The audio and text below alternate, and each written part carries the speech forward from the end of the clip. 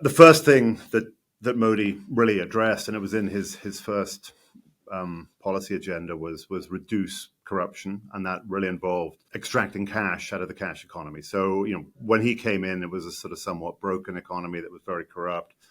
That corruption drove a pretty negative election cycle. So, if you're a corrupt politician and you gather a ton of cash and you want to win the next election, you distribute that cash. So his idea was like, take that away.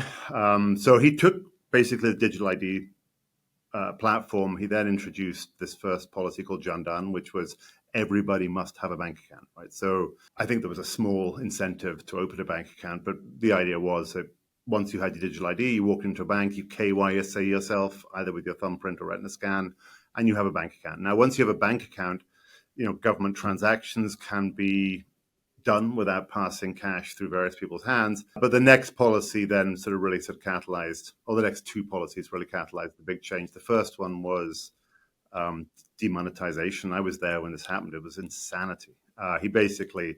Government announced, we're taking all small bills out of the economy. Large bills were allowed for a little while.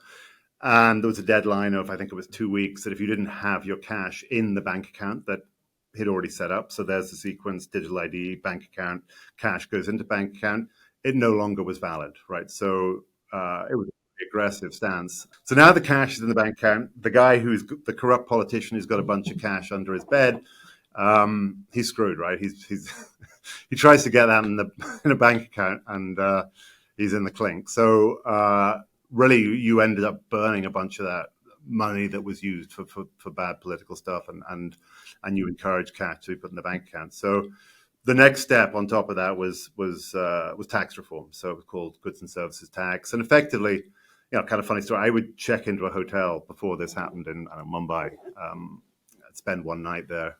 I'd check out the next day, and it would be like 5 minutes to print the bill, because it was my one night room, a can of Coke, and then 20 pages of taxes, which were completely uncoordinated, totally impossible to understand, very localized. And so goods and services tax just eradicated all that with one simple platform, of an understandable platform, federally scaled, so you could start to move stuff across borders. So when you build those three on top of each other, now the cash in the bank accounts, it can start to do sort of real things, has access to credit.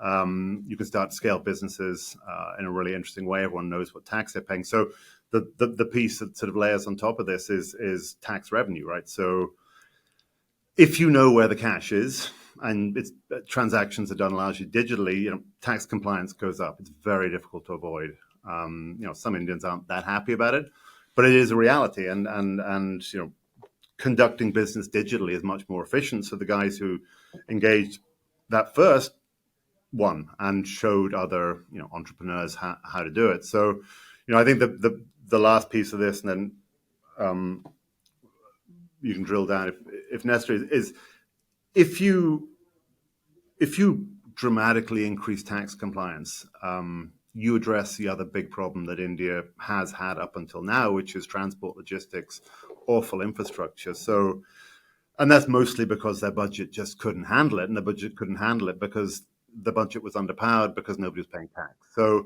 you increase tax revs, budget goes up, and this is what I talk about. You get this flywheel effect. So you now get plenty of cash now to build new roads, with public-private partnerships. Those roads mean better logistics. Better logistics mean lower inflation, and this thing starts to drive itself.